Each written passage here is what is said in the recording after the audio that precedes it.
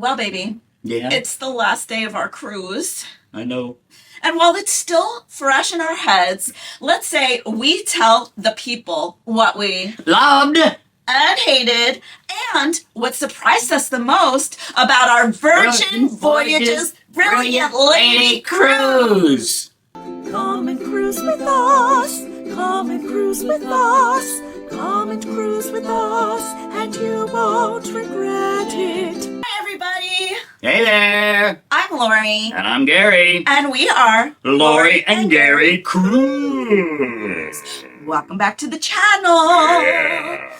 Well, we are on day 8 of our cruise and we are about to get into it. And like we do in most of these videos, we like to do bad, good, bad, good, bad, good, because that way we end up with a good note. And today we also want to tell you guys what surprised us the most. Oh, yeah.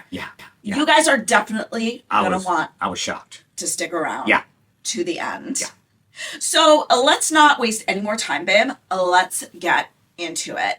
So for bad, do you want me to start? Yeah, go ahead now. For the first bad, what we didn't like was that you couldn't arrive early to the port. So what I mean is, normally when we get a boarding time that we don't love on a cruise, we just get to the port an hour early, and usually They let us in. Yeah, they let you in when Yeah. you get there. Mm-hmm. But I saw on the Ticking Talk, starting a few days before, do not get there early. They will make you stand outside. Everybody said that. Yeah, and I was like, is that true? And everyone's like, yes. And I'm thinking, Now, as is, we did end up getting there about a half hour early just because you have to allow for traffic. and it was a weekday, not a weekend. So we definitely had to allow for traffic. And they did let us online, and we did end up getting on the ship a little early. But even if we were unable to board early, we like getting there early just to try. And their excuse was, oh, there's no seating. But you guys, we always leave from Manhattan Terminal. There's seating. It's just the way that they arranged the port for Yeah. their embarkation. They made it so there was no seats in the correct area, but there's loads of seating Oh, good at point. that port. Yeah, good point. And it was just frustrating not being able to board early. And also, we didn't get the best time. And I had my finger on the app the moment those boarding times came out. Yeah, 2:45 was our time. I think that's almost an hour after they started boarding. So that was kind of a bummer. And I mean, an hour after they started boarding non-rock stars. So, And rock stars, you have to pay a lot more to get in. yeah, that's the suites. But I mean, for regular people, Like us. I heard that the boarding time started at like 1, so we got on at 2:40. So that sucks, but it is what it is. Now the good. Once the boarding did start, it ran really smooth. They had their stuff together, and everybody boarded when they were supposed to, and the lines were here, moved, the lines were here, they moved, the lines were here, they moved, bob, boo, boo, boo, boo, boo, boo, bop, boo, and we were on board. Yeah, and we did end up getting on board about 5 minutes earlier Yeah. than our actual boarding time was supposed to start. So that was nice. And here's our little boarding thing. I don't know if you can see it, but this thing is like the celebrity medallion. They No, let that's you- Princess Medallion. Oops, princess medallion. Yeah, you do this, and with their watch, and it opens the door, it buys things, and blah blah blah blah blah. It doesn't get you room service though, wherever you are on the ship. Yeah. It doesn't. Yeah, it doesn't do that. Doesn't do that. But it's still good, and they have people helping you put them on when you're there, and it's kind of cute. Wait, when we did board, we were welcomed with dancers and high energy, super high energy from the crew. It was just like everybody was smiling and dancing, and there was music, and it was so welcoming. It was just like, they don't call them passengers. They don't call us passengers. They call us sailors. I feel like that's how cruising used to be, and in like the past like 5-6 years, you just board and they're like, hi, Yeah. welcome, Yeah. on aboard. Hi. But this was like traditional cruising when it's like like just awesome. But anyway, let's move it along. How was it? Okay. All right, next up, that was bad, was the restaurant reservation process. It was unhinged. So first of all, you are able to book the dining times. I think it's 45 days in advance. We are new to Virgin. We didn't know. We never got any sort of notification. Now, just because I've cruised so many times before, I did happen to look at the app about 35 days in advance, and they had like 10 p.m. times. That's exaggerating, but honestly, like 9 p.m. times left on like two of the restaurants. 9 p.m. dinner time. Who wants yeah. to eat at 9 p.m. at night? Basically, by 30 days out, all the decent dining times were gone. Gone. No worries. They open up a lot more spots once you board the ship. Great. Yeah. We figured out exactly where we had to go, which, by the way, for you guys, it's deck 5. No, deck 6. Wherever Razzle Dazzle is. Mm-hmm. No, deck 6, I think. Razzle Dazzle. You guys go to Razzle Dazzle. So we went there. And again, remember, we tried to board as soon as possible and we went directly there. The line snaked around the entire restaurant. Oh, you So should have seen it. We waited for 45 minutes and we got to the front. Guess what? Their Wi-Fi was out. The system was Shut down. down.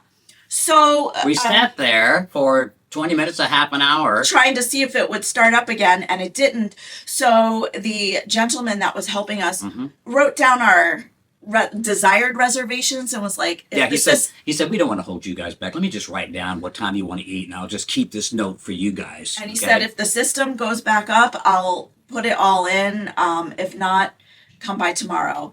Well, I don't know what happened, but by that evening, our reservations weren't in, or I think he was able to do like 1 or 2 of them, but not all of them Yes. were in. Yes. So the next morning, I had to come back and wait on another 1-hour line just to get reservations. Lines. And like, for example, tonight, we have to sit at a big group table at the Wake, which we really don't love doing, especially for someplace as special as the Wake, which is the steakhouse, because we want to, we want to film the food, and we don't feel comfortable doing that with a big group. Yeah. So it's really annoying.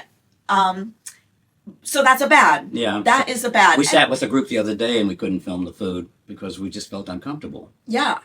But also, you guys, maybe it was just this bad this time because the system went down. What do you guys think? Right. Let us know in the comments below. Have you sailed this ship before? Let us know what you went through. Very few people have sailed the ship before. Oh, yeah, we're only the 4th sailing. What am I talking about? Have you sailed Virgin before? Yeah, yeah. All right. But moving on to the good to counteract this bad was... The restaurants. Every restaurant seemed to me like a specialty restaurant on any other cruise line. They were the better. food is spectacular. Spectacular. Every single... There's 20 eateries on this ship, and they're all a level above. They're so good. But like the restaurants, now you have the galley, which is amazing, which is like a fancy schmancy food court. But then like you Really have fancy. Rojo by Razzle Dazzle. You have The Wake. You have Test Kitchen. You have Extra Virgin, which is their Italian restaurant. You have Pink Agave, which is their Mexican restaurant. Oh, that was so good. I think that was my favorite. What Yeah. do you think is... I know, well, I we think haven't that was been... my favorite too, but we haven't been to the... Wake. We're going to go to the Wake tonight with the group. We'll let you know about that. Yeah, but so far I would say, well, for me it's between Rojo by Razzle Dazzle and Pink Agave. What do you think? Same thing? I like the... I kind of like the brunch. Where was that? That was the Wake. Okay, the Wake. Yeah, okay. That was brunch. Yeah, there's so many eateries. I forget what's going on. And we didn't even eat everything we wanted to yet. Yeah, We yeah. probably aren't going to. We're not going to. No, we're not going to hit every spot. It's impossible on an 8-day cruise to But hit 20 places. The restaurants are stupid good. If you think we're exaggerating, I just want to say, you guys know we've been to so many different specialty restaurants, and the included restaurants on this ship are better. Yeah. Better. All right, next bad is lines for certain things. So wasn't for everything. If you're seeing a show in the Red Room, just get there a half hour early and you'll get a seat. You might not get the best seat, but you'll get a seat. There were seats left every time we went there. But the real problem was the manner, because the line just literally went from the manor to like through the whole ship.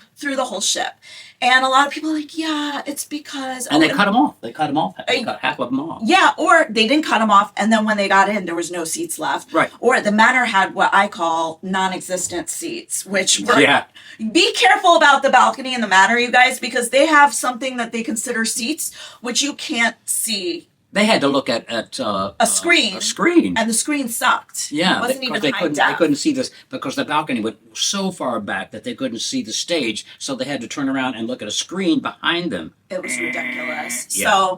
So the manor line, and a lot of people are like, oh, because it's a small venue, yada, yada, yada. I think the big problem is they did not open at half hour. They opened at 15. 15. And then once they open, they have to let the rock stars in first. I think if they just opened at half hour, like the people that would normally be at the back of the line at that time would just be like, oh, it's full. We can't get in. And then leave. Like, I would rather be like, oh, it's full. And know that I'm not going to be able to see the show, than wait on a line for like a half hour to not get to see it. It's a super small venue. So start opening at half hour manor shows. Yes. But also the tender line was kind of a pain in the butt. I also missed the sign up 24 hours in advance on the app for your tender time. So don't you guys miss that. Yeah. Don't you guys miss that. Yeah.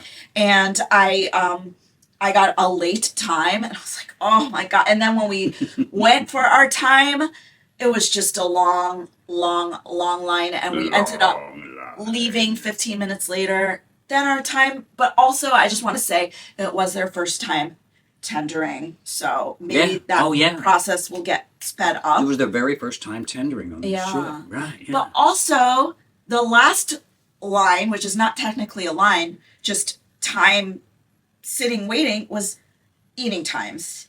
Now, the first night we went to Test Kitchen, it was 2.5 hours. 2.5 hours to eat. You wait forever between courses. It's like, And every time it's been like at least an hour and a half. Yesterday was an hour and 15, but that's because we left. We didn't stay for dessert.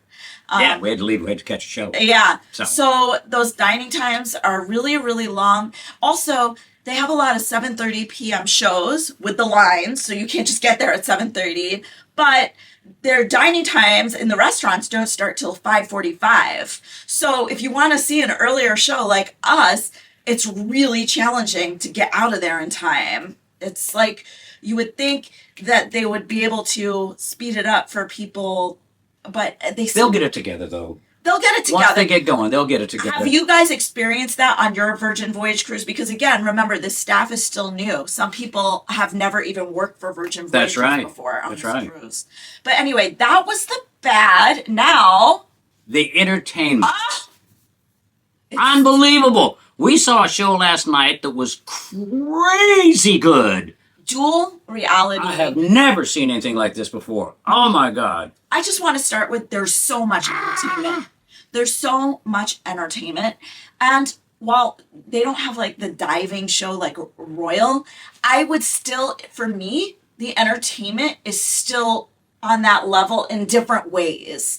The dual reality show we saw was like nonstop acrobat and aerial for 50 minutes, better than the talent in the diving show. Sorry if you're in the diving show. I don't mean to insult your talent, but yeah, this was like this beats the diving show, which I thought was the absolute ultimate. This was Cirque du Soleil level entertainment. Yeah. But then also they have three campy shows. One is more like burlesque, but they have Murder in the Manor, which is so much fun. If you've ever seen Disaster, the musical on Broadway, which ran on Broadway for 3 months, so you probably didn't. Yeah. But if you've ever heard of it, or like Ruthless, the musical, it was like that vibe, like this campy, fun show. And it was written for this ship, and or Virgin Voyages, but you know what I'm comparing it to? Like, you guys know how on Royal they wrote like The Effectors, or on Anthem of the Seas, I can't even remember it, but there's that show that was written with the old man in the tugboat. Yeah. And you're like, wow, the dancing's good, the singing's amazing, but I don't even understand this plot. It's so stupid. I felt like the plot was stupid for Murder in the Matter, but fun. And like, I was invested and I was like, the energy level is crazy. That's crazy. The energy level is crazy. And then Up with the Twist was so good. And we're forgetting what the was that? one woman show. The Up with the Twist was the burlesque with the yeah. Oh yeah. Up with the Twist had aerialist, contortionist. Knife swallowers. Knife swallowers. Yeah. This guy put 2 knives down his throat. Listen, there was and they were like huge. There was the diva. I thought it was a trick, but we were so close to him. We were only like 10 feet away from him, and he just took these knives and went. Nah, I couldn't believe it. There were other shows too. We're not remembering. There was a drag show with the diva. It was so good. She was so talented. Good. She was so good. She was all Dolly Partoning it up. And Out of Time, which was like another campy musical written for Virgin Voyages. Anyway, just good stuff. Good entertainment. I can't say it enough. It's almost worth getting on the ship. We didn't see everything. Right. So we're not gonna. And they have matinees. Yeah. It's just so good. Matinees and evening shows. So one of the bad things, we walked in here, and one of the first things we look at is the bathroom, because the reason I look at the bathroom is hoping beyond hope that there is a plexiglass door into the bathroom, and there is. But and there's a big shower head, one on top, and one you can swivel around by hand. But the bathroom itself is so teeny tiny. You got to move around in a circle to get anywhere. But the shower itself is pretty big. But the bathroom is, the sink is literally about this big. It's ridiculously small. It's so tiny. It's not the end of the world because it's modern and ultra modern. Way better than like the old ships. But I'm just saying, for a brand new ship, it seems very small compared to the rest of the I was surprised. Yeah. I was surprised it was that small. But the good is the stateroom. And I have to tell you guys, I didn't think the lighting controls would mean that much to me. I love them. I love all the different lighting settings. They got a little tablet where you can control the entire room with lights, with TV, with dimming and brightening, and all kinds of stuff. It's right over there. You want to get it? No, we've showed them before. Okay. But also, it's a functional room. I really like the freaking hammock. When I saw that hammock, I was like, hammock who out there. cares about the hammock? The hammock is amazing. It's I comfortable. care about the hammock. I was just on it a while ago. And I just feel like the room itself is just super functional. We have this whole, we have basically dressers, we have we have this whole big dresser on one side. We have like this little wooden thing on the other side where I can put my stuff. Anyway, you guys, it's just a super functional, little wooden thing. Is it a little wooden thing? That little wooden thing. You know what we're talking about. It's just a super cool room. It is. Love the room. The room. Love the room. And the balcony's big. We love it. Yeah. I'm going to do the next one because I was in charge of it. Okay. And the next one was there really weren't that many excursion options. Now, I don't know if it's because Virgin is not going to regularly do this route. It was only in New York for a few weeks, then it's going down to Miami, and then it's rerouting through the Panama Canal to the other coast.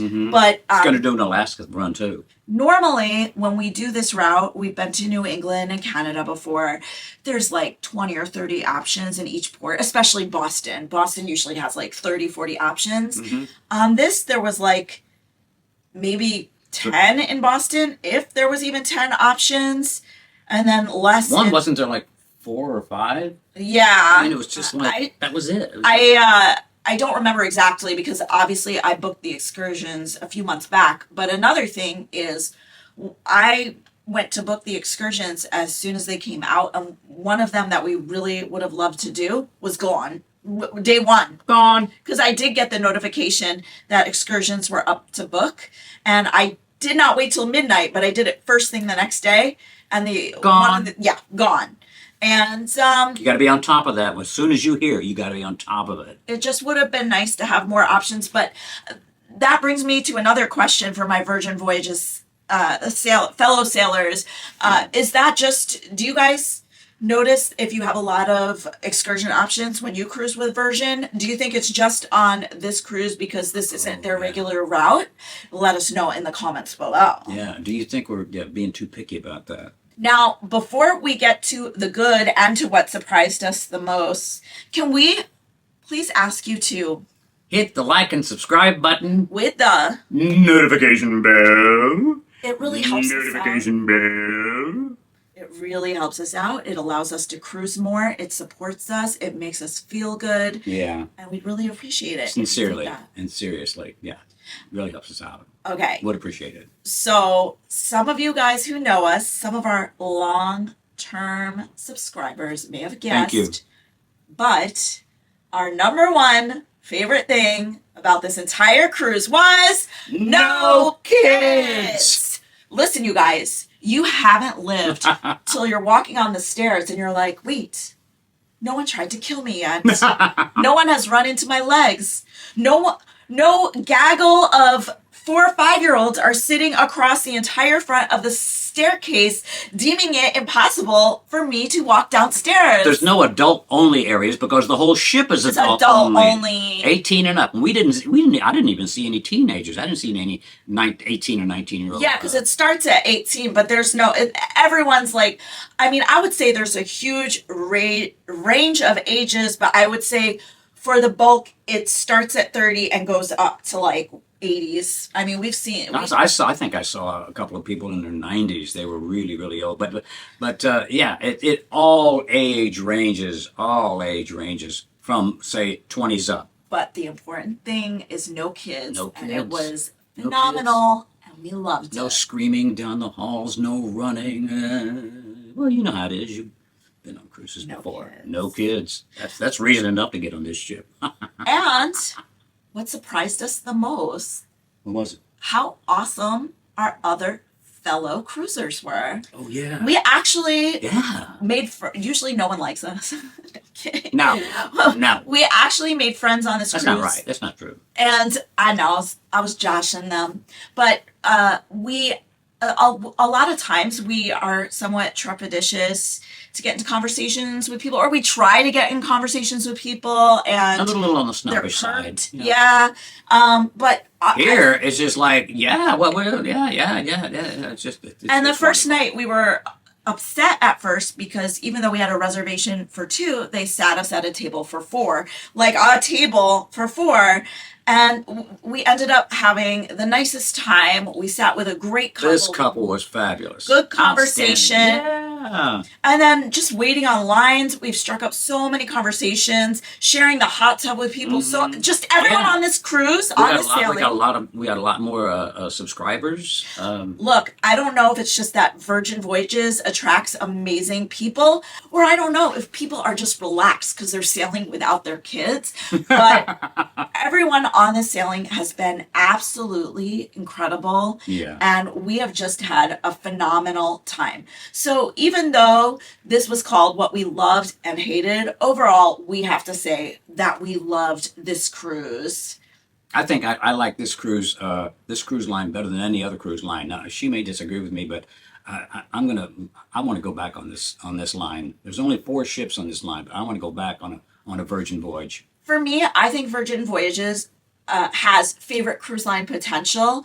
I just think it needs to grow a little so I can trust it more.